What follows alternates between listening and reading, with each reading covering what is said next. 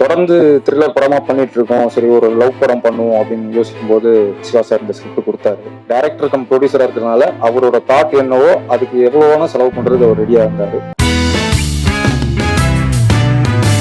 அனைவருக்கும் வணக்கம். ஃபர்ஸ்ட் எங்களோட ஆடியோ லான்ச்சுக்கு இன்வைட் பண்ணதுக்கு வந்ததுக்கு பாக்யராஜ் சார் உங்களுக்கு நன்றி சொல்லிக்கிறேன். சிவா சார் உங்களுக்கும் நன்றி சொல்லிக்கிறேன். பாக்யராஜ் சார் தொடர்ந்து என்னோட நிறைய படங்களுக்கு சீஃப் கெஸ்டா வந்து என்ன சப்போர்ட் பண்றீங்க, ரொம்ப நன்றி சார். இந்த படத்துல என்ன ஹீரோவா நடிக்கிறதுக்கு கமிட் பண்ண சிவா சாருக்கு ஃபர்ஸ்ட் நன்றி தெரிவிச்சுக்கிறேன். இந்த ஸ்கிரிப்டுக்குள்ள நான் வர காரணமா வந்து 2 பேர் தான், காசி சாரும் விந்தன் ராஜ் சாரும். ஸோ அவங்க 2 பேருக்கும் நன்றி தெரிவிச்சுக்கிறேன்.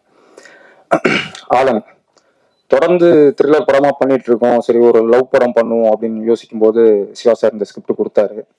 ஸோ படிச்சு பார்த்துட்டு 2 விஷயம் தான் தோணுச்சு.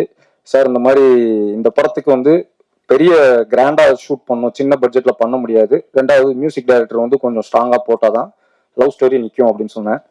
ஸோ அவர் வந்து டைரக்டர் கம் ப்ரொடியூசரா இருக்கிறதுனால அவரோட தாட் என்னவோ அதுக்கு எவ்வளவு வேணா செலவு பண்றதுக்கு அவர் ரெடியா இருந்தாரு. அது நீங்க விஷுவல்ஸ்ல பார்த்துருப்பீங்க. ஸோ மேக்கிங்ல ரொம்ப கஷ்டப்பட்டு தான் பண்ணோம். கூட நடிச்ச அத்தனை ஆர்டிஸ்ட் வேட் ப்ளஸ் நான் கூட நடிக்கல, பட் ஆனா பார்த்தேன், உங்களோட சீன்ஸ் எல்லாம் பார்த்தேன். எல்லாருமே நல்லா அவங்களோட பங்கை நல்லா கரெக்டா பண்ணியிருக்காங்க. அதே மாதிரி மியூசிக் டைரக்டர் ஸ்ட்ராங்கான சாங்ஸ் கொடுத்துருக்காரு, நீங்க பார்த்துருப்பீங்க.